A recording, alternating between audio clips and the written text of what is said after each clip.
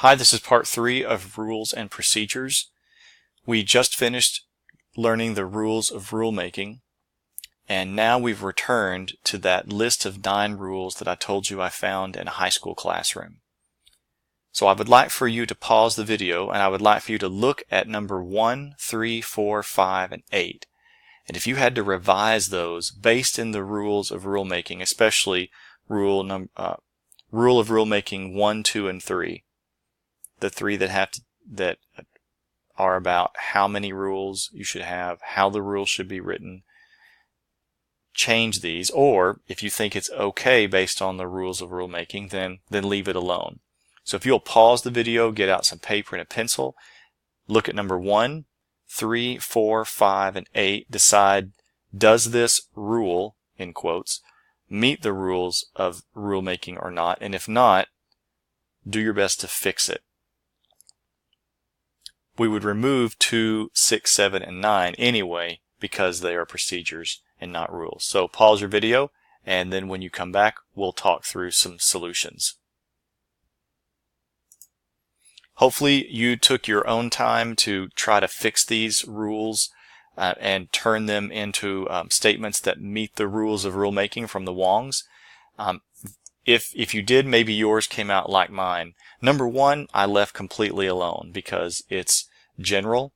It would apply every day of the school year. It would apply no matter where I took my students. So I think number 1 definitely follows the rules of rulemaking. Number 3, I liked part of it. Use appropriate language sounds great to me. It's generic, it's positive, it's short, and it would apply all the time. We'd have to lose no put downs and no teasing because of the no. That's negative language. It's not positively stated, so scratch those. Number 4 said no cell phone unless permitted. It's focusing on what not to do instead of what I expect students to do. So I'm going to take a page from Mr. Cheshire's book. That's one of the teachers that I showed you a poster from their room, I think in the first video. And I'm going to use something like use technology with permission. So now I'm defining the expectation. I'm reminding students, this is what I want you to do instead of focusing on what you are not allowed to do. So do we get to use our phones in this class? Sure. With permission, we use technology, but not without permission. Number 5 was no talking. So my first version of this was speak only with permission, but I don't like the way that sounds. It sounds very limiting. So I'm going to go more generic. Maybe my students are older elementary up to high school, and I'm going to try respect others when speaking, listening, and working. So a broad idea, we'd need to talk about exactly what I mean. I would need to be explicit about my expectation. I would let them help me to define what this looks like and sounds like when people are respectful of others when speaking, listening, working. And I think this is a life lesson. I do this at UCA when I'm in a meeting. I do this at home because people appreciate it when others respect them when they're speaking, listening, and working together. But no talking, that's not a real world situation. Not a world I want to live in. Speak only with permission, I still don't think that's fully real world. So part of this is trying to help kids learn how to live in the world even when you're not in the room or they're not in your classroom. So keep that in mind also. And finally, no gum chewing. So my first attempt was refrain from gum chewing, trying to take out the negative language. And then I decided just to go with something that catches all these other things that I don't want to list, like dress code perhaps. Follow all school handbook rules. So here's my new list from the 9. I cut out the procedures. I reworded the language that was not positive, and I tried to make everything generic. And I'll be honest with you, I think I could live with this set of expectations, and I could use them in my classroom. I have left out a period right there, and I do think that you should be consistent with punctuation. I'll need to fix that. Let's talk about procedures in the last part of this presentation. You're going to have to, you'll realize that although your rules will be limited to 3 to 5 or 4 to 6, the procedures, you're likely to have lots and lots of those. So a question for you to think about is, what factors do you think will determine how many procedures that a particular teacher might need to help with effective management? So let's imagine a first grade teacher, a 7th grade teacher, and a 10th grade teacher.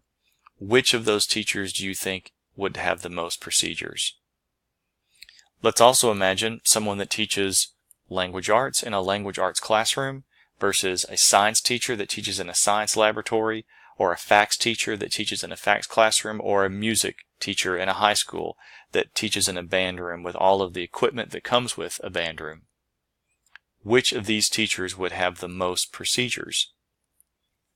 Hopefully you're thinking that teachers with younger students have more procedures, and teachers with more complicated or complex environments tend to have more procedures. So the two factors are age and maturity, that's one factor of the students, and the complexity of the environment. So when students are very young and the environment is very complex, meaning maybe there's lots of equipment or there are possible dangers in a classroom, the more procedures that teacher would likely need. But as students get older, probably fewer, and as the environments are less complex, probably much fewer. My personal children are seniors. In their language arts classrooms, I'll bet the procedures are pretty minimal. There are 3 big categories that these procedures and routines will fall into. Some of your procedures are designed to help the class run. They're not academic procedures.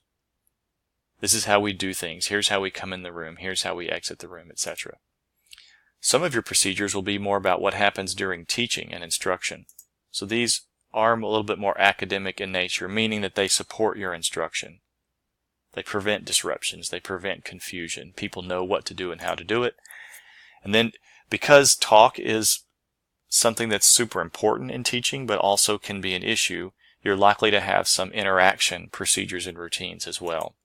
These are talk related. Now you might think of a category that's beyond these 3, but generally when you look at classroom management textbooks and you read about procedures, you'll see that most procedures fall into one of these 3 big categories. I've got something linked to this slide, and I'm going to provide this link for you through Classroom so that you can have this document. I pulled this from a textbook, and this is where that information comes with about the types of procedures. Class running.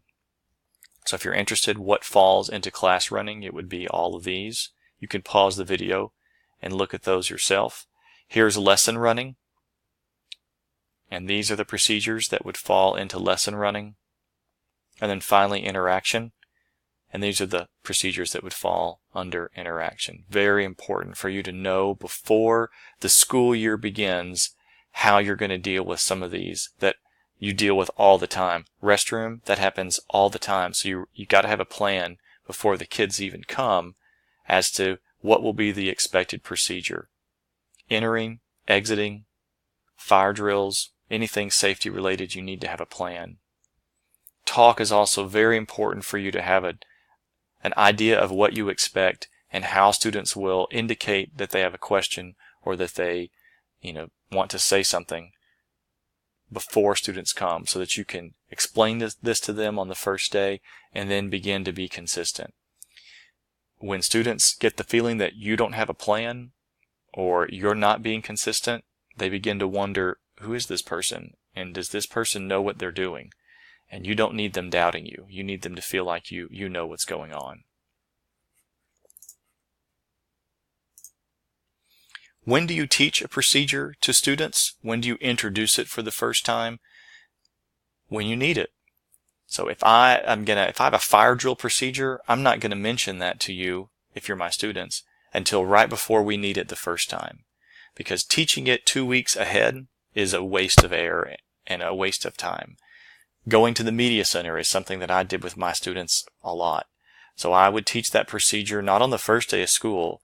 If we're going to the media center the first day on the second Friday of the school year, the second Thursday of the school year, we're talking about the media center procedure, and we're going to review it on the day that we go.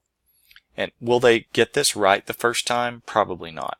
So there is a pretty specific set of steps that you should follow when teaching any procedure to your students, whether it's how to come in the room, how to exit the room, how to ask to use the restroom, etc.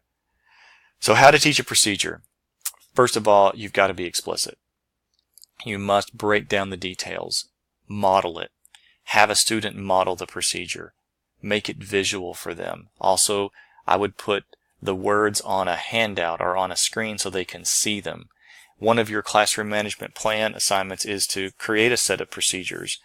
I would not make that as like a set of notes for the teacher. I would make a handout for students that you could give students who are able to read, and it tells them, here's how we do these things. They're often steps, step 1, 2, 3, 4, and that's part of the explicit nature. Your job is to state, here's the procedure. Everyone, I'm going to talk to you about how we ask to go to the restroom in this class.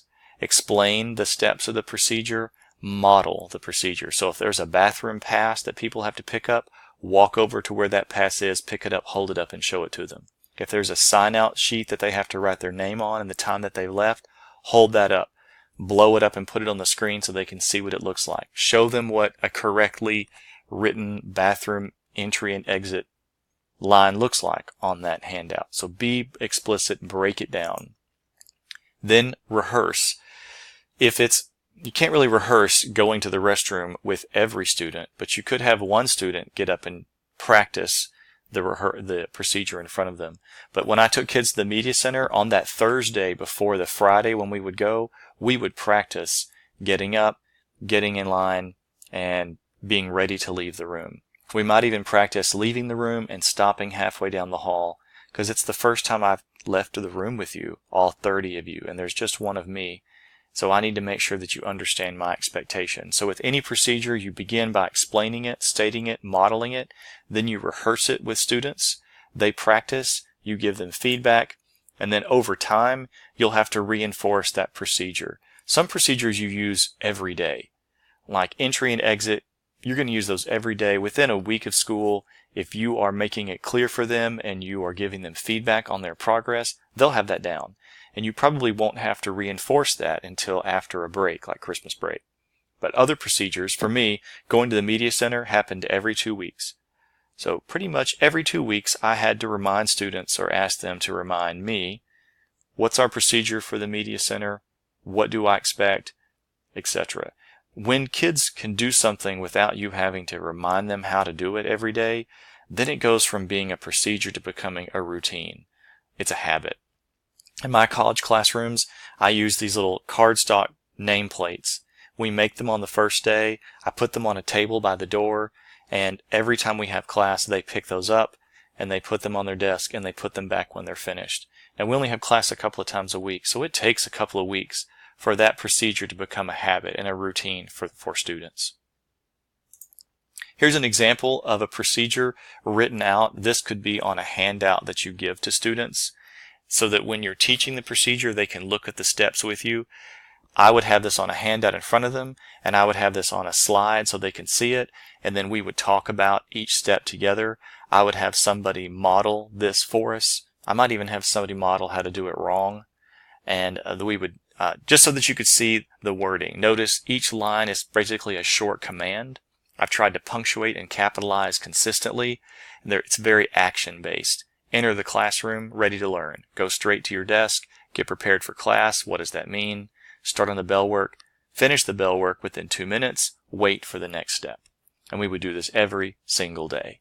I would teach it, I would hold them accountable for it, I would try to be consistent and make sure that I am watching the clock. That 2 minutes, I'm the one that came up with it, so I'm the one that ought to be making us keep it. That also means my bell work shouldn't take longer than 2 minutes. It should be pretty much you're able to do it and complete it in 2 minutes time. The next video will focus on consequences and incentives, and I'll have that posted within a couple of days if it's not there already.